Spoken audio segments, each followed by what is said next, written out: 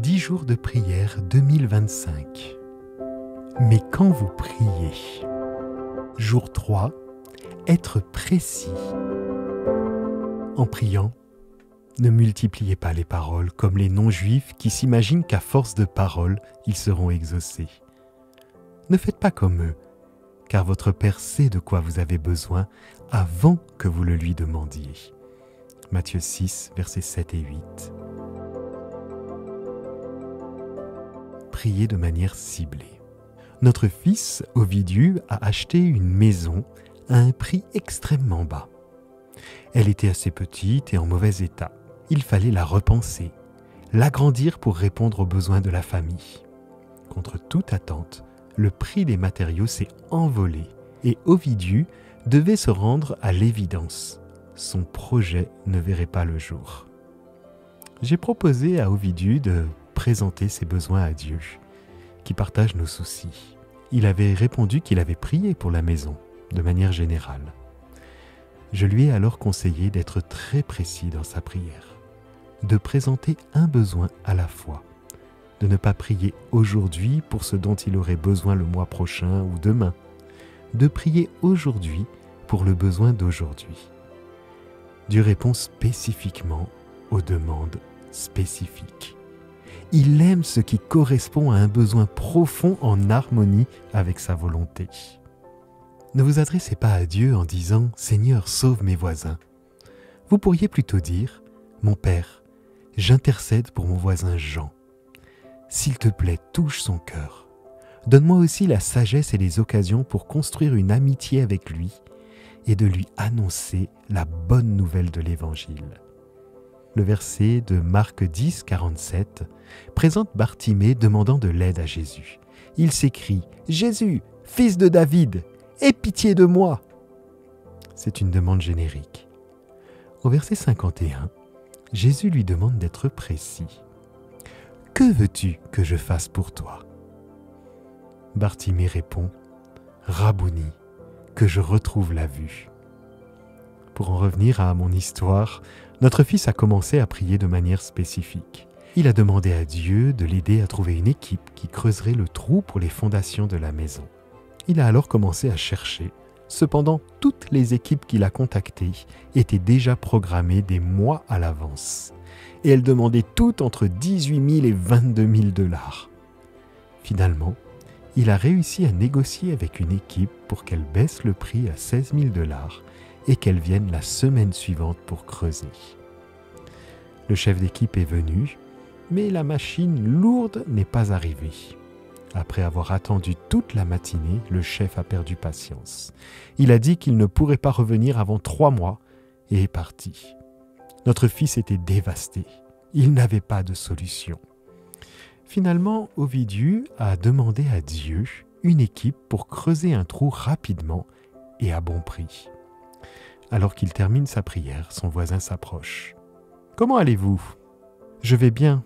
Je cherche juste une équipe pour creuser mes fondations. J'ai une équipe qui creuse des fondations pour ma maison en ce moment même. Demandez-leur. Peut-être qu'ils peuvent venir s'occuper de la vôtre. » Ovidiu a immédiatement couru vers la porte voisine et a demandé. Le chef d'équipe lui a répondu. « Eh bien, puisque nous sommes déjà ici, avec ce lourd équipement, dès que nous avons terminé, nous pouvons venir travailler chez vous. » Ovidiu demande « Pouvez-vous venir me faire un devis ?» Après avoir regardé, le chef d'équipe a évalué. « Je le ferai pour 2 500 $. Quelle joie! Ovidiu a vu que Dieu avait déjà préparé une réponse alors qu'il attendait qu'Ovidiu la demande. Prier, c'est ouvrir à Dieu son cœur, comme on le ferait à son plus intime ami. Dieu vous appelle à avoir une conversation ouverte avec lui, à lui présenter vos besoins d'une manière claire et précise. Il veut que vous ayez foi en lui et que vous attendiez une réponse fondée sur son amour, sa sagesse et ses promesses. Il répondra en son temps et à sa manière. Ainsi, si vous l'attendez avec foi, vous saurez que sa réponse est la meilleure. Prions ensemble. Prions sur la base de la promesse de Dieu en Matthieu 6, versets 7 et 8. En priant, ne multipliez pas les paroles comme les non-juifs, qui s'imaginent qu'à force de paroles, ils seront exaucés. Ne faites pas comme eux, car votre Père sait de quoi vous avez besoin avant que vous le lui demandiez. Votre Père sait ce dont vous avez besoin. Seigneur, tu sais déjà tout de nous. Tu connais nos peurs, nos espoirs, nos forces et nos faiblesses. Nous demandons souvent des désirs simples comme la nourriture, l'argent ou le succès, mais tu connais nos besoins les plus profonds. Merci que ton esprit intercède pour nous avec des gémissements que nos mots ne peuvent exprimer. Nous te faisons confiance pour répondre d'une manière que nous ne pouvons pas imaginer. Amen.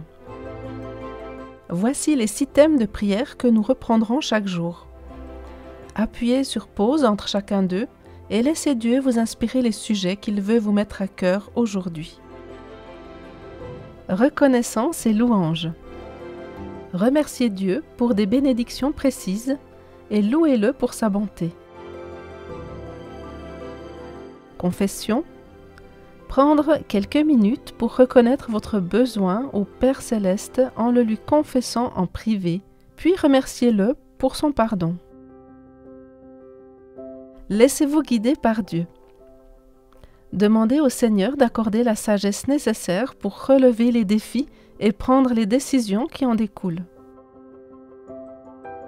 Notre Église. Priez pour l'Église régionale et mondiale en vous référant à la page contenant les sujets de prière. Prière locale. Priez pour les membres de votre Église, les familles et votre entourage également. Écouter et répondre. Prendre le temps d'écouter la voix de Dieu, puis exprimer la reconnaissance par des prières ou le chant.